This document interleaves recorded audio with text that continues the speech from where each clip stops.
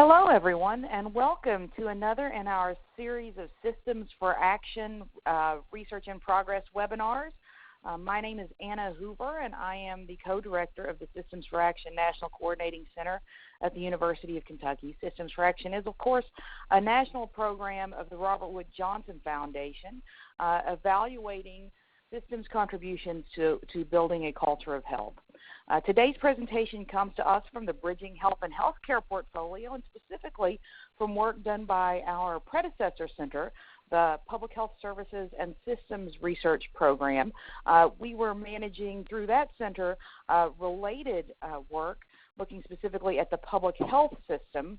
And the project we're going to be hearing about today comes to us from researchers in Colorado, some well-known Colorado scientists and leaders of the Colorado Public Health Practice-Based Research Network. Today we're going to be talking about hospital investment and interaction in public health systems. A little piece of housekeeping before we get started. If you will look at the chat box on your screen, as you come up with questions or thoughts occur to you during the call, please enter them in that chat box, and we will triage those. And when we get to the question and answer period at the end of the call, we will call those out. So please, as you're hearing the presentation, do enter your questions there in the chat box. If we can move on to the next slide, please. I'll just go over the agenda really quickly. Our presenters today are going to be Danielle Varda. Danielle is an associate professor at the School of Public Affairs at the University of Colorado, Denver, and the director of the CU Center on Network Science. She specializes in collaborative governance and network leadership, focusing specifically on public health systems and services research. Her research focus is on evaluating the network structure of interorganizational collaborations between the public, private, and nonprofit sectors, and the subsequent network effects of these recorded interactions. Danielle has developed models and methods of network measurement, and with funding from the Robert Wood Johnson Foundation, is the developer of the Partner software tool that uses social network analysis to administer a survey and link to an analysis tool that measures and monitors collaborative activity over time. Dr. Varda's Partner tool is used by more than 600 communities in 30 countries and all over the U.S. She will be partnered today by Lisa Van Raemdonck, who is the Executive Director of the Colorado Association of Local Public Health Officials, as well as the Co-Director of the Colorado Public Health the Colorado Public Health Practice-Based Research Network. Lisa's work is dedicated to encouraging public health system-level improvements through strategic partnerships, workforce development, peer networking, capacity building, and practice-based research and dissemination and policy development. They are joined today by other colleagues who have been working in this area with them. We are looking forward to hearing this presentation. I will hold the introduction of the commentators until we get to that portion of the agenda, and with that, I'm going to turn the mic over to Danielle and Lisa.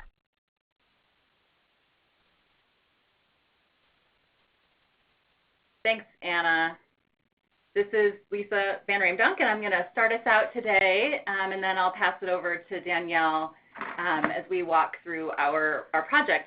You know, we really are attending to this idea that this is a research in progress webinar, and y'all have caught us at a pretty interesting time in our project. So we'll be able to share with you some conceptual model work that we've done and some preliminary sort of descriptive statistics or descriptive analysis of some of the data, the secondary data we're looking at. We won't today have any major analysis to share with you. We're excited to get you interested now, and then hopefully closer to the end of our project, you'll be interested to find more presentations and some peer-reviewed literature on our actual results. So just setting some expectations there for you. So in terms of our project background, we're really looking at the idea that health reform has created and is still creating a lot of changes for our nonprofit hospitals in our communities. And we're specifically interested in two specific types of changes that we think are a result of health reform. One of them is an increased investment by hospitals in public health systems based on the IRS requirements that nonprofit hospitals conduct community health and needs assessment, develop implementation plans. And the other is this involvement, that we think that hospitals will be more involved in their public health systems because of these requirements. So we're looking both at relationships and partnerships as well as funding in this project. So our main research questions, the first one, what indicators specify higher hospital interaction and investment in the public health system? So again, looking at these two types of measures, interactions and investments. And second, how can data that we already have, that we're already collecting as a health in the healthcare system, inform strategies for increasing levels of hospital interaction and investment in these public health systems? So this is sort of with the assumption that we want increased interaction from our hospitals within our public health systems. How can we encourage that?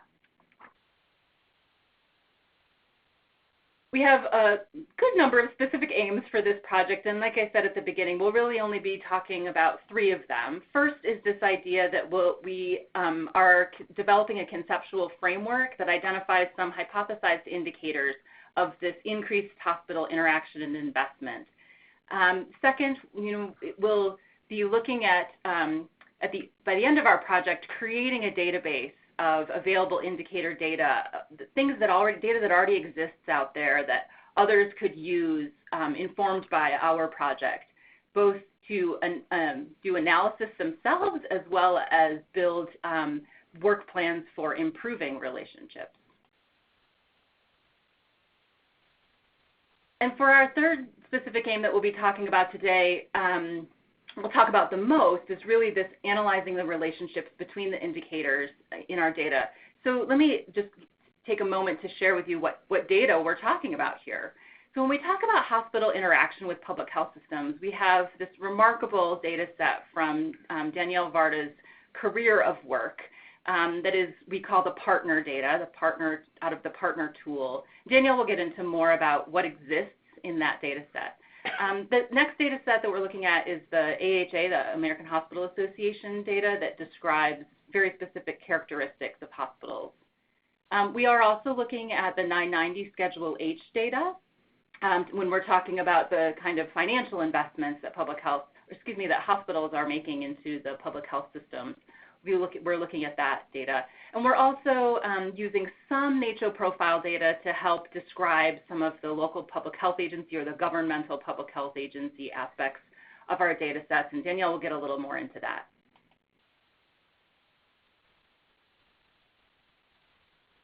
So the conceptual framework, this has been a remarkable, really remarkable piece of our work. And we started with a pretty standard literature review. We discovered 19 peer review articles and 9 gray literature reports. As you can imagine, the gray literature reports were much longer than the peer-reviewed articles, so we have hundreds and hundreds of pages of documented literature that talk about the interconnectedness of public health systems and hospitals, talk about investments of hospitals, those kinds of things. And we pulled out individual pieces of data that we saw are potential indicators, hypotheses that the writers were using about what drives the partnerships and the investment between hospitals and public health systems. That led us to drafting a very drafty conceptual model. We then convened a terrific expert panel to look at our conceptual model, to give us more peer-reviewed and gray literature that we hadn't found yet. This is really, these 3 points, is a very iterative process with our expert panel. They met over 2 phone meetings, and then we brought them to Denver for a full-day in-person meeting. We had this really nice diversity among people who were practicing and had experience at the local level, at the state level, and at the federal level, and also people that had primary experience in public health systems, in hospitals, and other sort of national level expertise, folks that could sort of look in and evaluate and measure the system themselves. And what we found just in the conversations is that, these folks spend a lot of time in their own circles, as you might imagine, and you might experience yourself. So the folks that were representing hospitals spend a lot of time talking about this work with other people working in hospitals, and same in public health. And they shared with us that this was one of the unique times that they were able to share their individual perspective with a bunch of people that have very different perspectives. And so it was one of those all-day meetings where we were here in Denver. It was a beautiful day out. We were all closed up in a room. And at the end of the day, we had folks leaving saying, this was a really valuable, important day. So the information that we got from the expert panel can just not be really expressed enough of how valuable it was. So all of this builds us into this draft conceptual framework. Now, research in progress, so we're still evaluating and measuring and thinking about whether this is the right conceptual framework.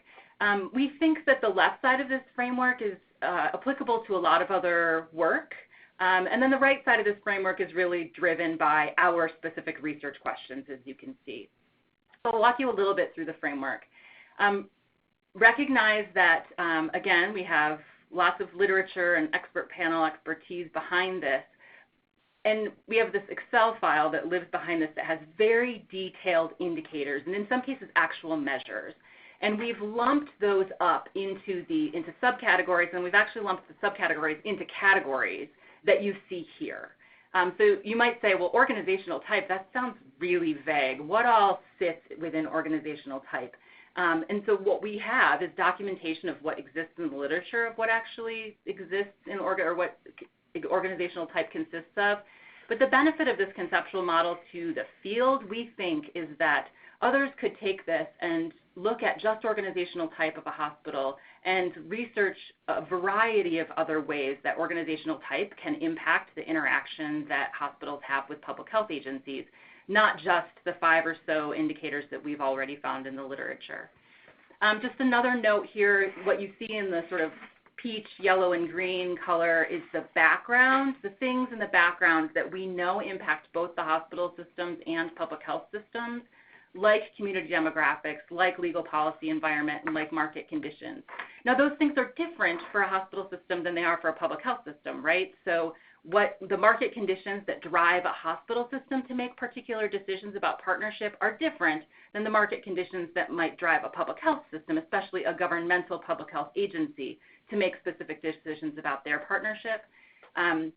But they both can, those influencers can both be defined as market conditions. And it's the same with the legal policy environment and then community demographics. All of this interacts then through this sort of middle blue box that talks about partnership characteristics. And Danielle will get a lot more into this, but there's an entire field of study behind this box. So it feels a little simplistic to plop it all into one box here, but we're thinking very specifically about partnership measures that can help us understand the relationships, the trust, the connectedness between the public health system members and the hospitals within them. And then, as I mentioned, we're driving towards this question of how do all of the indicators on the left side, sort of through partnerships, drive hospital investment in public health systems.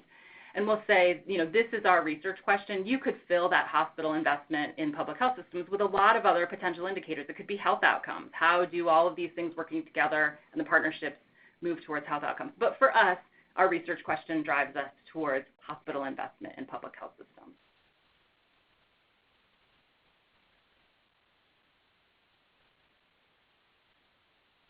Okay, so before we get to the descriptive analysis, let's just talk briefly about aims 2 and 3. So this is where we're really taking a look at the data sets that we have. So these 3 secondary data sets that I mentioned previously. We've merged all 3 of these data sets by the Medicare ID. This is another bullet that just seems so simple when you say it, but many of you know the sort of intense work that it has taken us to be able to merge these 3 completely independent data sets by Medicare ID. So hopefully our methodology will be something that you all will be able to use in the future once we publish it. And then we're looking at from 2 different perspectives in this analysis lens. And I'll mention it briefly, but Danielle is going to go into much more about how we came to this decision. So many of you may be thinking, well, are you talking about the public health system broadly, or are you talking about public health agencies or governmental public health agencies? And what we've come to realize is that we need to talk about both. So I'll leave that there, and Danielle can describe a little bit more about how we're thinking about this. So as I mentioned, we have a little bit of a descriptive analysis for you today. So I'll walk through that quickly, and then Danielle will talk a lot more about our partnership aspect of the work, and we'll then hear from our commentators.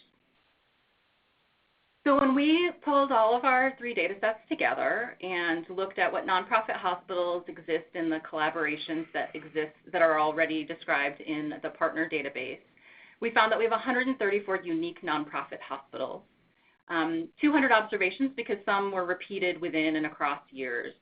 There's a very wide range of size of these hospitals, as you can imagine, between 16 beds in our critical access type hospitals all the way up to a 2,000-bed hospital.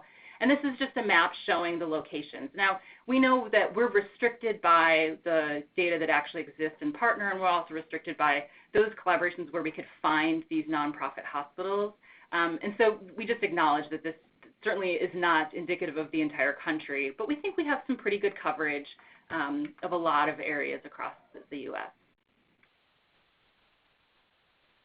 So looking at what our data shows about what these nonprofit hospitals in our small sample here, or large sample here, are actually reporting in terms of investment. So this is reported on their 990 Schedule H. And so the hospitals we're looking at have an average or mean of about $52 million that they're reporting in total for their community benefit. This is on average also about 11% of their total operating expenses.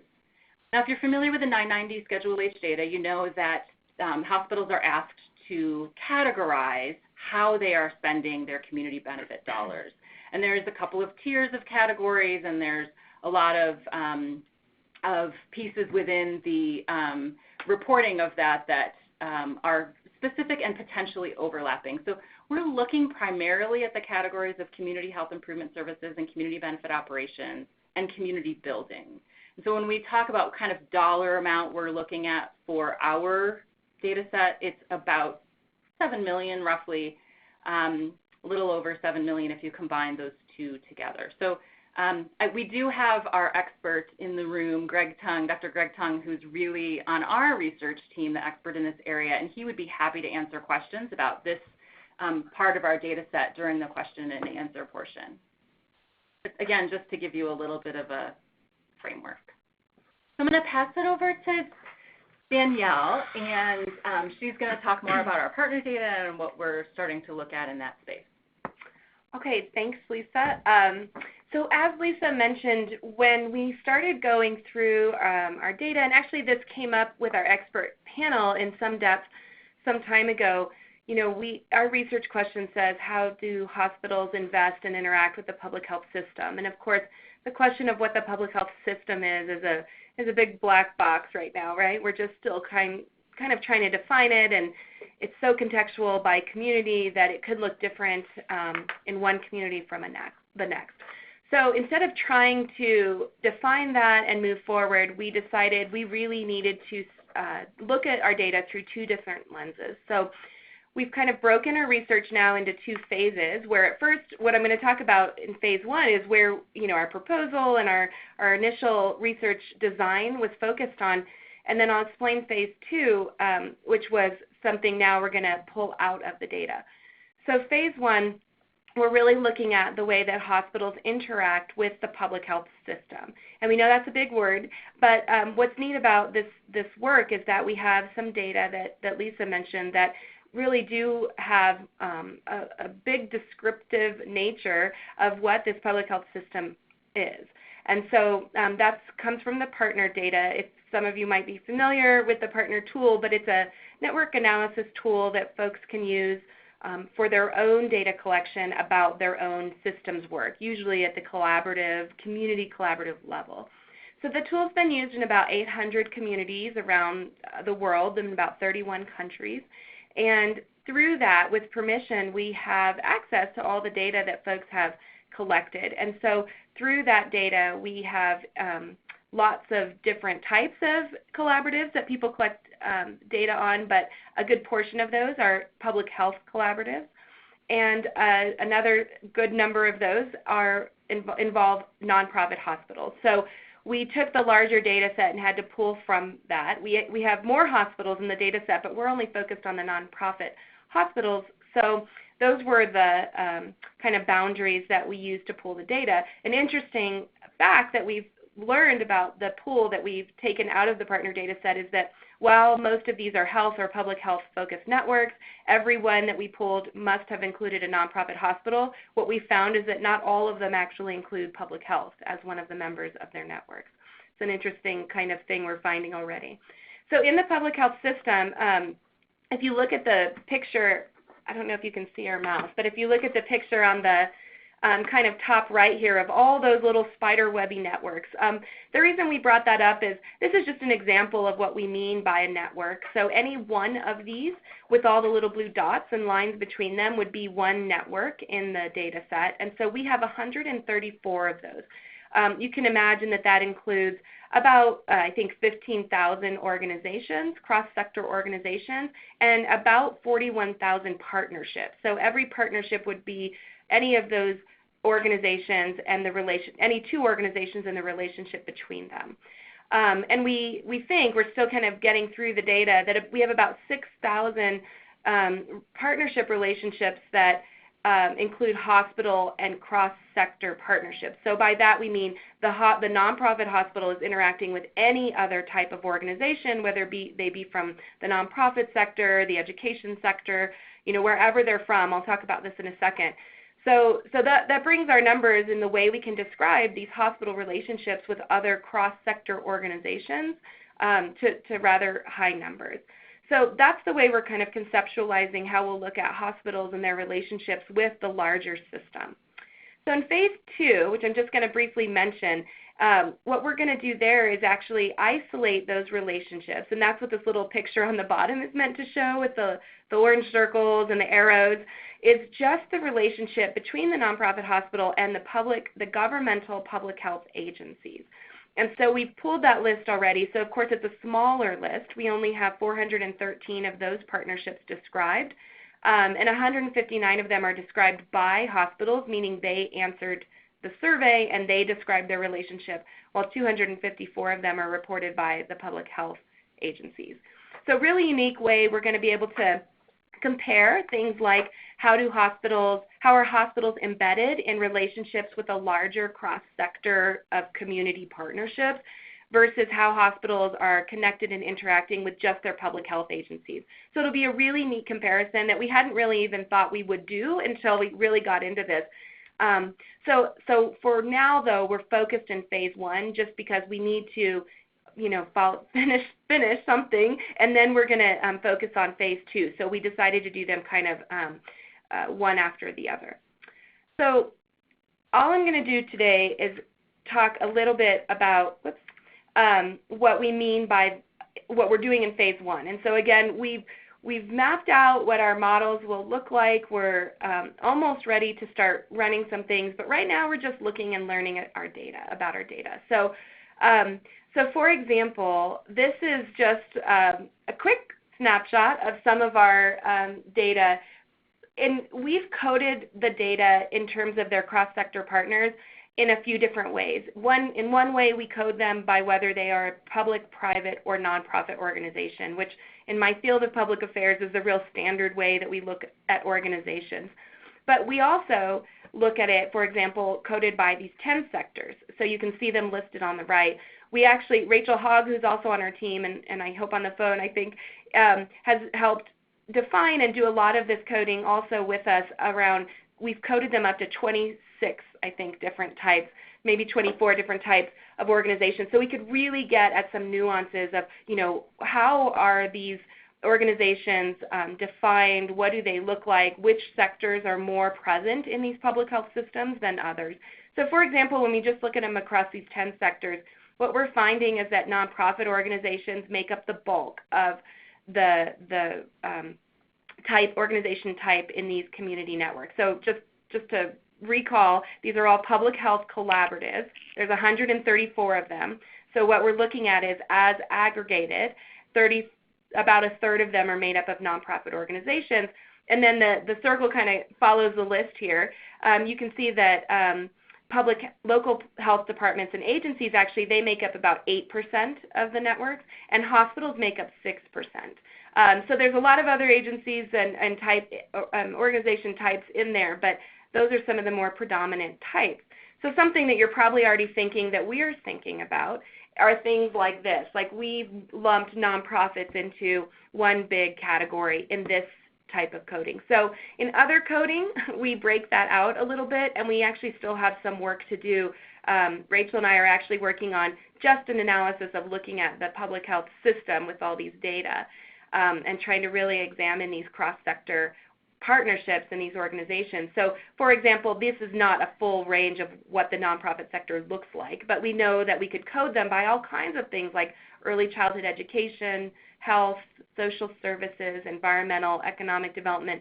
And these are the types of organizations that are showing up in these networks, meaning that these communities who have been using that partner tool, reporting their data over all these years, are already working in these cross-sector inter-organizational partnerships, including a lot of these different types of partners. I know this is what we're talking a lot about, where the field should go, and I think that a lot of communities have embraced that. They've broken down silos, and so we're seeing a lot of these different types of organizations showing up. So we really have an opportunity here to look at the role that both hospitals play in relation to all of these, as well as public health, and just how these organizations relate to one another, what's exchanged between them, the quality and quantity of their relationships in these larger networks. Okay, so all I did here was pull out one variable. So you can imagine we've got about 50 different variables we could look at, from network type variables to really descriptive or perception variables. I just pulled out this one because it's one that we find interesting all the time. In the data, when folks have asked people in their community networks to answer questions about one another, they often answer these questions that are perceptions of one another. We have two scales in there that folks use, and one is a trust scale and one is a value scale. And I'll pull that up in a second here to explain those. But basically, we just looked first at, at an aggregated level across 134 networks of 15,000 organizations and, reporting about all these relationships, what are perceptions of hospitals by their cross-sector partners. And actually what we see here, so the line that you're seeing is actually on a scale of 0 to 4, and we've really blown that out. Hospitals, so the line there, the red line is where to focus. That red line in the data is a measure that the perception of the hospital is either between a fair amount or a great deal, which would be a 4. And hospitals fall pretty high in that scale in terms of their perception by their partners. So for example, when people answered a survey question about a hospital as a partner, and they said that a hospital they are perceived to have power and influence, the average score was just above a fair amount and in between that and a great deal. And so you can see across these measures that when cross-sector partners reported perceptions of their hospitals, they almost always reported them really high, and you can see reliability, mission congruence, and open to discussion actually jump a little higher than the first three measures. What falls down a little bit is resource contribution, and in our research where we have found the threshold for where almost the red flag is for a perception is that red line. So when a score falls below that red line, and this is just barely falling below it, is where we typically say that perception is falling more into a negative perception than a positive perception. But again, this is blown out, so it's really not too important in a way, but it's the only place that hospitals were perceived by their partners as having a little less positive than the others in resource contribution. And just to kind of make this more specific, what you'll see is these three measures that I just circled on the right are our scale of trust. So we don't ask people in the survey, people are not asked to report, do you trust your partner? This is, are they reliable? Do they have mission concurrence? And are they open to discussion? And in general, partners across sectors report that hospitals do these things really well. That's their perceptions of them. These three measures are actually the scale of value. So again, instead of saying how valuable is the partner, people report on how powerful and influential they are, how much involvement they have, and how much resource contribution they have. So just two quick things here. This is a really busy chart, but all I want you to focus on, again, that red line is at the 3. So it's the same red line that was in the other chart. And all we've done here is we've basically shown how hospitals compare to the rest of the organizations in the network. So the underlined organization types on the left, local health department agencies, hospitals, community health centers, and community reps and experts, all have the highest scores of perceptions of value among cross-sector partners. So you'll see things like employer and business groups fall way down, along with even other ones you see faith-based organizations fall down as well. So in comparison to other types of organizations in these large networks, hospitals, local health departments, community health centers, and community reps and experts have the highest perceived value among their partners. And then one other look, this is the same way to look at it, but this is on the trust measures. So on the trust measures, we actually see the scores go up. People tend to report more trust among their partners than value in these networks. And so here you'll just see I underlined federal government agencies and employer business groups. Those two groups have the lowest perceptions of trust among all their partners in these large networks. So here hospitals don't stand out as much as they do in terms of value. They look a lot more like all the other types of cross-sector partners. Okay, so that's all I pulled out for this. You can imagine how much we could go into all of this, the amount of detail and nuance and questions that you might have, and we hope you have, because we're trying to figure out what kinds of things we could ask that we're not able to answer in this project for future research. So, and just lastly, in case you're wondering, those other variables I talked about, other dimensions we can look at across these sectors is resource exchange. So we can actually look at what do hospitals contribute in these networks, what do public health contribute, what do all the sectors, all the organizations contribute, what kinds of activities are engaged in. So what actually are they doing in these partnerships? What kinds of things are they exchanging? What kinds of activities do they engage in? Is it building community health needs assessments, or is it delivering services to patients?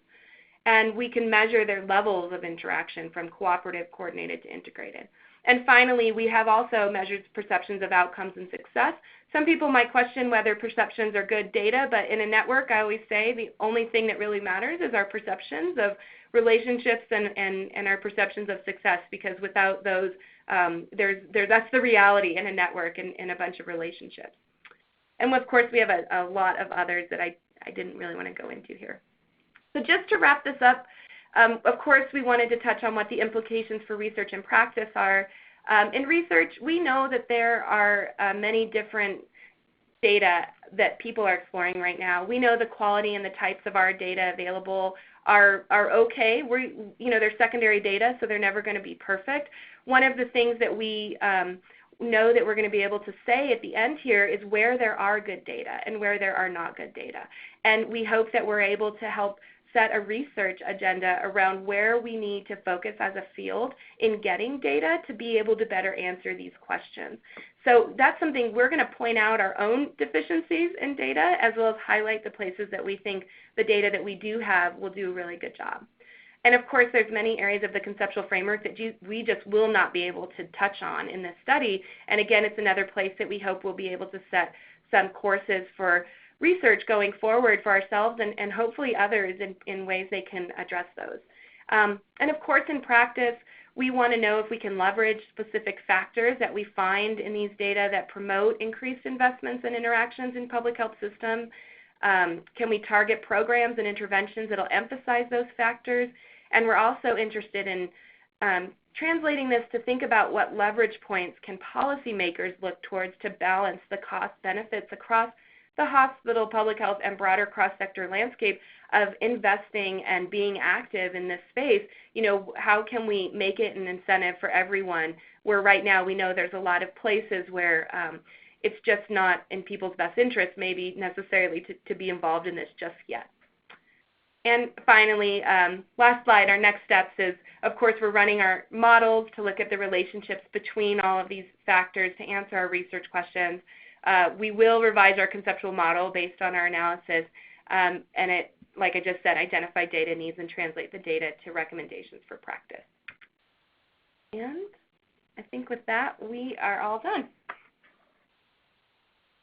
Thank you, Danielle and Lisa. You see here the link to go to learn more on the Public Health Services and Systems Research website to learn more about this project, as well as on those project pages we have links to products. They might be presentations, they might be links to peer-reviewed articles, they might be white papers or gray literature, but by all means we encourage you to learn more about this project and others through this venue. With that said, it now falls to me to introduce our two very well qualified and respected commentators who are going to comment on what we've heard so far from the Colorado team. While they are sharing their thoughts and insights, I do encourage you to enter any questions that have popped into your head into the chat box so that we can address those following this portion of the webinar. I'm going to introduce both of our commentators at the same time.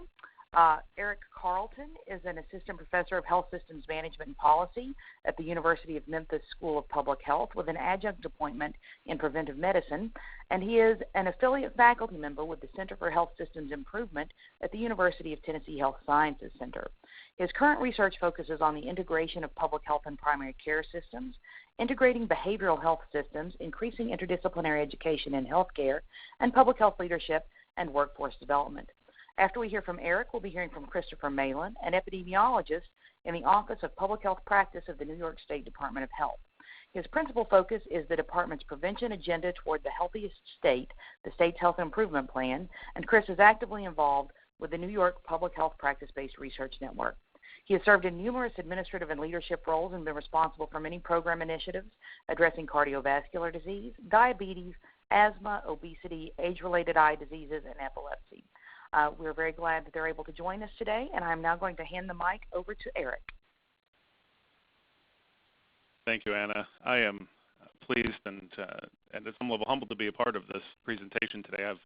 I've followed this study closely since it was funded and have been interested in seeing where the findings were.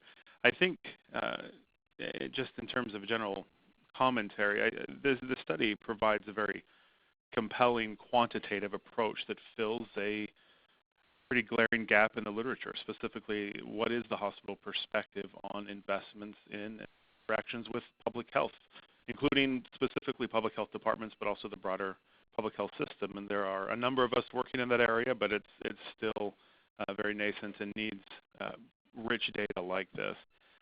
And I think that by identifying indicators of hospital investment and interaction, it has the potential to greatly inform public health practice and education related to partnerships and cross-sector engagement strategies. What stands out very much about this study is the detailed quantitative approach that combines very large national data sets and what I would say is a very artful way of handling data complexity. The focus on hospital perspectives via indicators of investment in interaction, I think, allows us to look at two different types of activities. It's not just what money they are putting into the system or what investments they are making, but actually engaged in interacting. And I think another strength of this approach is that the researchers have broken up both an analysis of the hospital's interaction with the local health departments or at the health department agency level, and then on the second tier, looking at their interactions with the broader public health system. I want to keep my comments concise so we can get to questions, but some questions that stand out in my mind that have been touched on to some extent in this presentation, but I think that being able to really demonstrate how and why the experts that were engaged in this expert panel that informed this study, I think that being able to discuss that very coherently is going to be important. And I also think it's important to identify what could be seen as a geographic bias in some of the study. The map that was shown has a national sample, but at some level there are large portions of the national geography that are left out, and I think that it will be important for the researchers to address this, how they will account for this, any bias that they perceive or that could be perceived in this data. I think that, and hopefully we'll be able to hear more from the experts that will be on this call, but people generally understand that there is a community benefit requirement, but being able to really flesh out what that requirement is, what forms it takes, and the different parts of the mandate and why those requirements are, and how actually those mandates are operationalized is going to be important. I think, as we saw from the data, hospitals do make significant investments in community benefit, but a lot of that is not in actual activities within with community. A great portion of that is in cost of care that they write off, and so how does that actually impact their investment? And then I think there is some complexity that may be unavoidable or unescapable related to the network data and all of the different structures that the networks take on. I think just being able to speak to that as the researchers have in terms of these self-defined networks is going to be an important. Moving forward, I think as with most new and emergent concepts, the potential for what I would call an illustrative depth that qualitative research could add to this project stands out to me, and I think it is likely not part of this project to add that in, but in terms of a next step, it would be interesting to especially engage with healthcare leaders, to some extent with health department leaders, but specifically in healthcare, to think forward-thinking ways and strategically about how to use community benefit to create a greater investment and interaction in local public health systems broadly, as well as in specific health departments.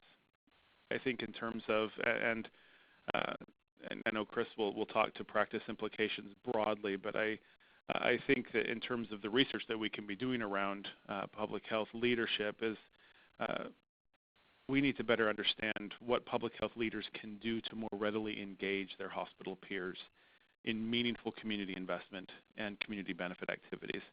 There is previous literature that suggests that hospital leaders are very open to this notion, that and that many struggle to know how to better engage with public health because they find public health so nebulous. So I think as a field and as researchers, we need to do a better job of understanding how to reach healthcare leaders.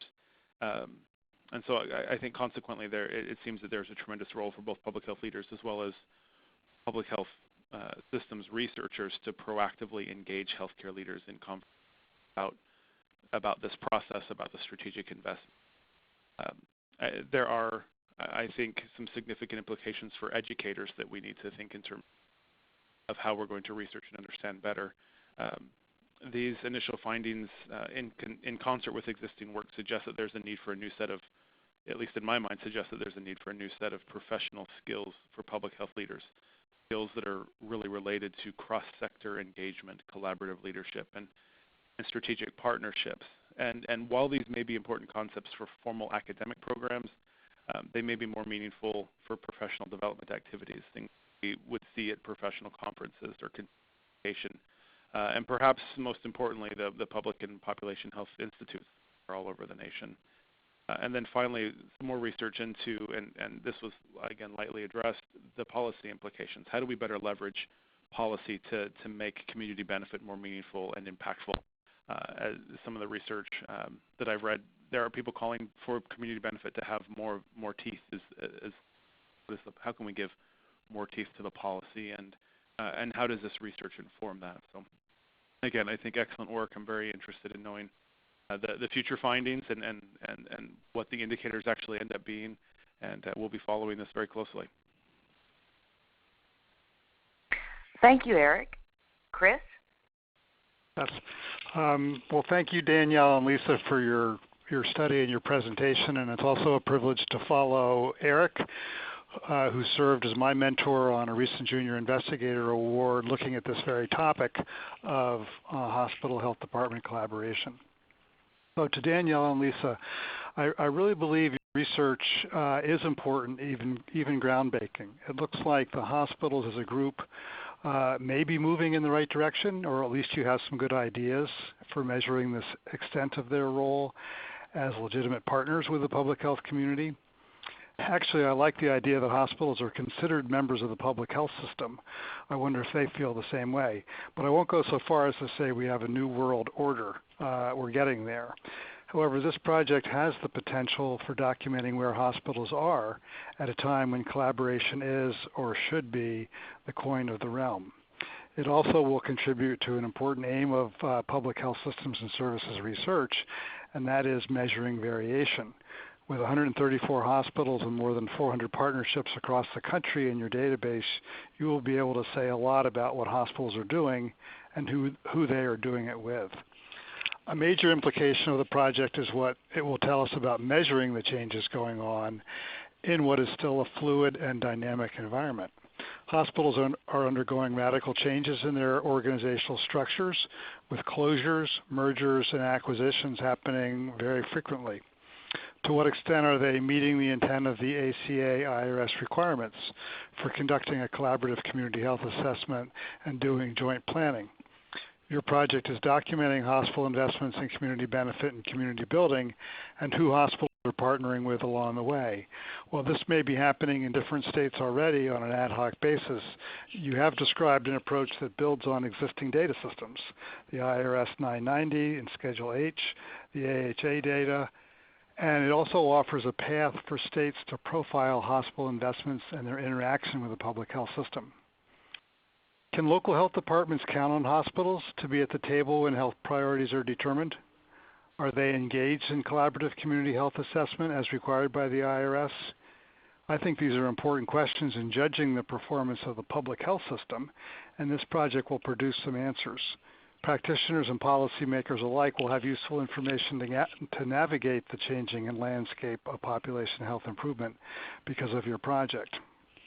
So here are 5 impressions from the perspective of one public health practitioner. I think this project will help identify the specific levers for improving the makeup of local health partnerships and how they function. I know you pointed this out in your implication slide. This understanding can lead to greater hospital interaction with a variety of partners and their investment in public health system approaches. Secondly, we know that changes in the organization structure, size, and other characteristics of hospitals are happening, sometimes quite dramatically. These are important topics for indicator development and measurement. Thirdly, I hope we can get some performance metrics out of this work. And I would like to star that because I think that's a very important responsibility and opportunity for the public health system and particularly state and local health departments. Fourth, I believe we need public health to be leaders in calling for a greater emphasis on the underlying causes of death and the diseases, as well as the ongoing health challenges caused by infectious diseases. We're not rid of them by all means. Zika is affecting our state in a very big way. The data coming from this system about hospital investments and interaction with public health can portray if the emphasis is indeed changing. And then finally, at every point in the planning and development of public health activities, we need to have our eye on the prize, how to keep it going and be sustainable. I hope your project can provide insights on how we are doing in reaching this goal. Thank you. Thank you, Chris. And in these last 11 minutes or so, we do have questions lined up like LaGuardia at rush hour, so we're going to try to get through as many of those as we possibly can, and I apologize in advance if we aren't able to get to yours. But going back to the earliest part of the presentation, we had a question from Dr. Scotchfield to Lisa about the date of 990 and Schedule H on the slide earlier in the presentation. Lisa? Hi, this is obviously not Lisa. This is Greg Chung. So you guys can't see us, but Lisa's pointing to me to answer this. So it's a good question. And what we did is we matched the 990 and Schedule H data to the data in the partner data set. So it varies from year to year a little bit, but we're primarily pulling data from 2012 and 2013. Thanks, Greg. Next question, Ernest Covey would like to ask why there's no standard deviation number for the percentage of operating expenses represented by community benefit funds. For example, the mean of 11% on the graph slide earlier, on the chart slide earlier. Yeah, so this is Greg again. Ernest, I think you raised a really excellent point, and I'm just going to be honest, I think we stand defenseless. It's probably a statistic that we should have included.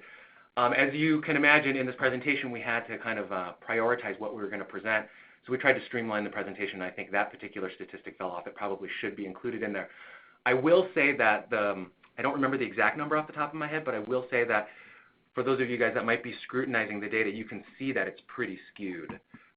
When you look at the averages and the standard deviations for some of the other measures, there are some systems that are outliers and kind of skewing that data, and that's the same for percent of community benefit as standardized by operating expenses. Thanks, Greg. James Alexander has a comment, more than a question, but it's particularly relevant to the Systems for Action program as we think about multi-sectorality and some of the pieces that Danielle touched on in her talk of cross-sectoral partnerships. In your nonprofit breakout, please add housing to the subset. It is an increasingly important component where data is needed. So I think that as these kinds of projects move forward, it is really important to think about with that multi-sectoral lens, where are the data gaps and how can we think about filling those? So thanks for that, James. Would the researchers like to comment on that? No, thank you. Yeah, I imagine there's a number of sectors we left off, and that's something we'll put back in and make sure we're more inclusive. Thank you. Patrick Linehan asks whether you got a sense of which organizations really lead the network efforts. That's a really great question, and it's a little harder actually to tell that in our data. I mean, if you're familiar with network data, you can see structurally who plays leadership positions, but a structural measure of a network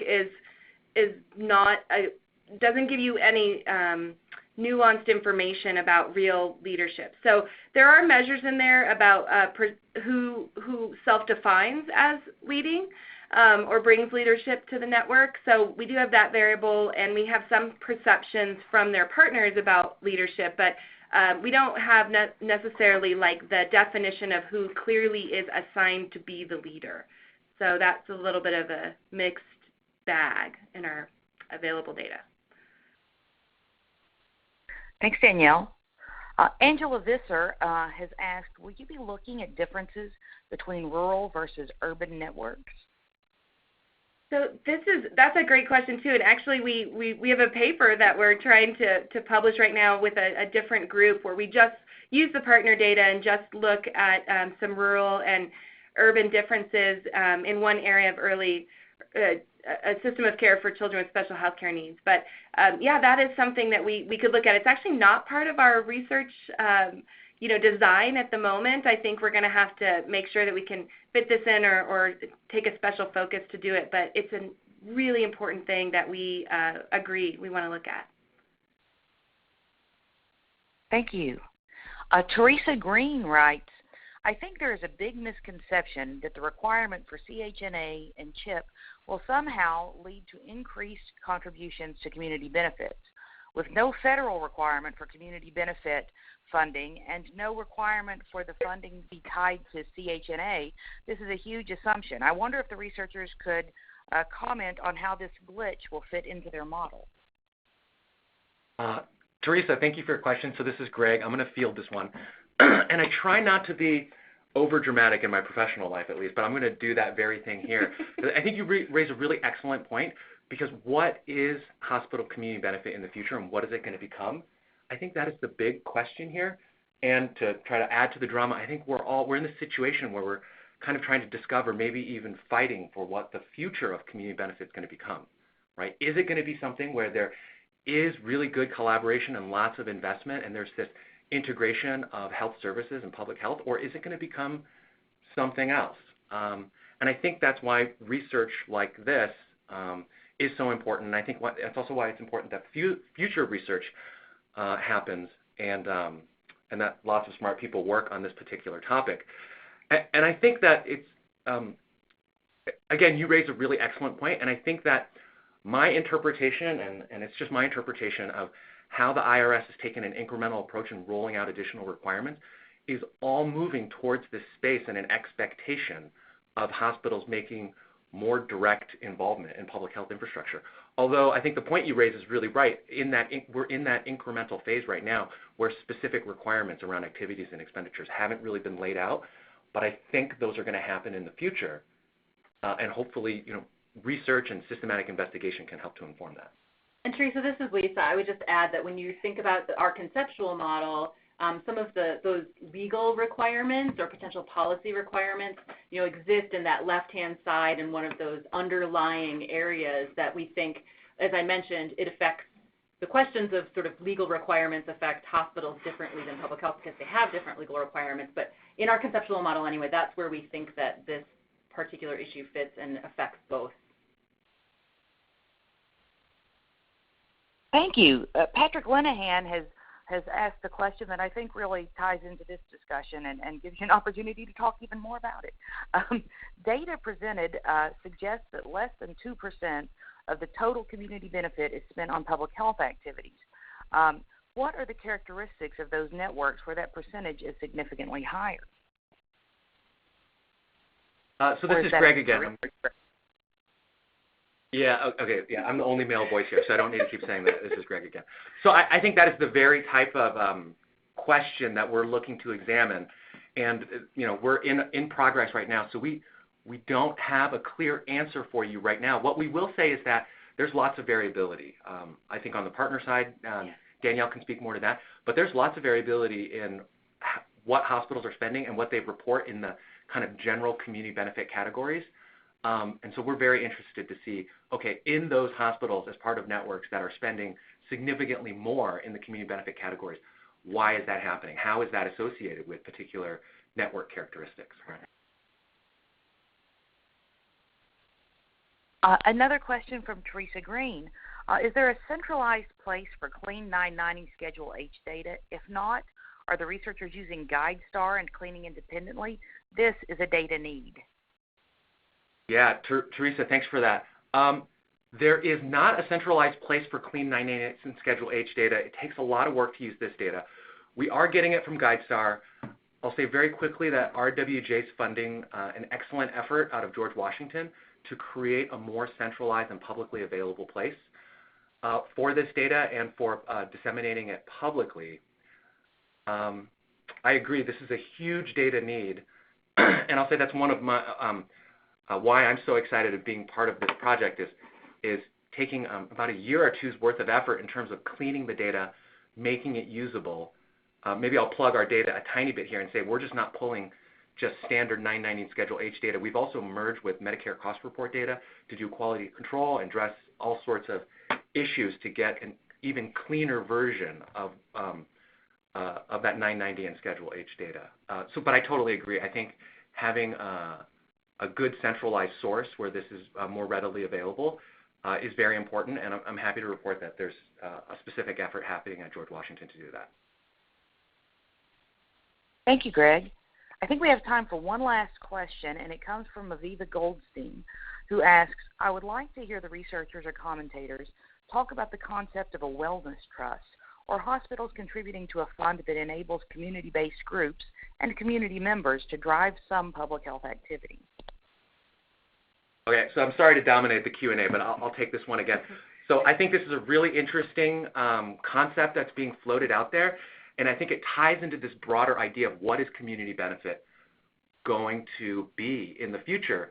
And there is this idea, and I'm just going to be very blunt and flip that, well, okay, do we really want hospitals to move into that public health space, or should they be contributing their resources to it, right? So do we want them to be developing capacity, or maybe they should be contributing resources.